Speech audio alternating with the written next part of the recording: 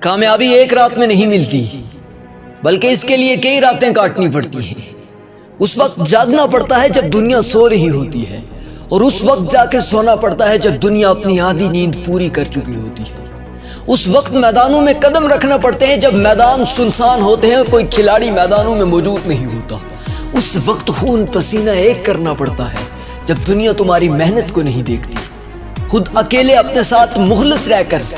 اپنا سب کچھ دو پر لگانا پڑتا ہے، ریگستانوں میں دوڑنا پڑتا ہے، دن کے وقت دھوپ کا سامنا کرنا پڑتا ہے۔ اگر تم دوسروں سے منفرد بننا چاہتے ہو نا، تو پھر یاد رکھنا کہ دوسروں سے آگے بڑھ کر کچھ کرنا پڑے گا، دوسروں سے زیادہ محنتیں کرنی پڑے گی، دوسروں سے پہلے اٹھنا پڑے گا اگر دوسروں سے آگے بڑھ کر کچھ کرنا چاہتے ہو۔ یاد رکھنا کہ پھر وہ وقت آتا ہے کہ جب تم بولتے ہو تو دنیا سننا لگتی ہے، پھر وہ وقت آتا ہے کہ جب تمہارے منہ سے الفاظ نکلتے ہیں تو دنیا لکھنا شروع کر دیتی ہے، کیونکہ اس وقت تک تیرے الفاظ، تیرے جذبات، تیرا انداز بہت قیمتی ہو چکا ہوتا ہے۔ سچن ٹنڈولکر، جنہیں کرکٹ کی دنیا کا بےتاج بادشاہ کہا جاتا ہے، وہ کہتے ہیں میں ہر روز ناشتے سے پہلے صبح 500 بالز کو فیس کرتا ہوں صرف پریکٹس کے لیے، راؤنڈ اباؤٹ 83 اوورز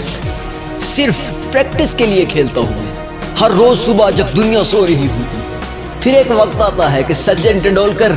جب آٹوگراف کرتا ہے نا تو دنیا لائنوں میں لگ جاتی ہے، کاش سچن ٹنڈولکر کا ایک آٹوگراف اس بال پر کیا ہوا ہمیں مل جائے کہ سچن ٹنڈولکر کے ہاتھوں نے اس پر لکھا ہے۔ اس وقت تک آپ کی ہر چیز قیمتی ہو چکی ہوتی ہے، کیونکہ آپ نے خود کو اتنا پسا ہوتا ہے، اتنا پسا ہوتا ہے کہ آپ گرائنڈ ہو کر ایک ہیرا بن کر باہر نکل چکے ہوتے ہیں۔ اور مارک زکربرگ، فیس بک کی دنیا کے بےتاج بادشاہ، آپ نے جب فیس بک کو بلندی پر لے کر چلے گئے نا تو ایک دن ایسا بھی آیا کہ ایک اینکر نے آپ سے آ کر سوال کیا کہ آپ تو راتوں رات امیر ہو گئے، فیس بک تو پوری دنیا میں وائرل ہو چکی ہے، اس کے کروڑوں اربوں یوزرز ہو چکے ہیں، آپ تو کروڑ پتی بن چکے ہیں راتوں رات۔ اس نے کہا یہ صرف تمہیں ایک رات لگتی ہے، اس کے پیچھے میری زندگی کے 10 سال لگیں گے، اور 10 سالوں میں میں نے اپنی نیند کا صرف آدھا حصہ سونے میں گزارا ہے، اپنی نیند کا بھی آدھا حصہ صرف سونے میں گزارا ہے، اس سے زیادہ نہیں، یہ صرف تمہیں ایک رات لگتی ہے۔ اور ابراہیم لنکن ایک وکیل کے گھر جا کے اس کے نوکر کی جگہ نوکری دے کر وکالت کی کتابیں پڑھا کرتے تھے۔ پھر ایک وقت آتا ہے کہ انہیں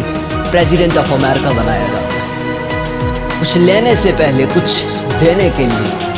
اپنا سب کچھ نچھاور کرنا پڑتا ہے۔ یاد رکھنا کہ اگر قابل بننا چاہتے ہو نا تو پھر قابلیت کے جوہر بنانے کے لیے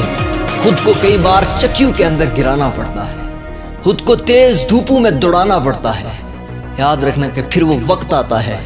کہ دنیا تمہاری انٹری پہ شور مچاتی ہے۔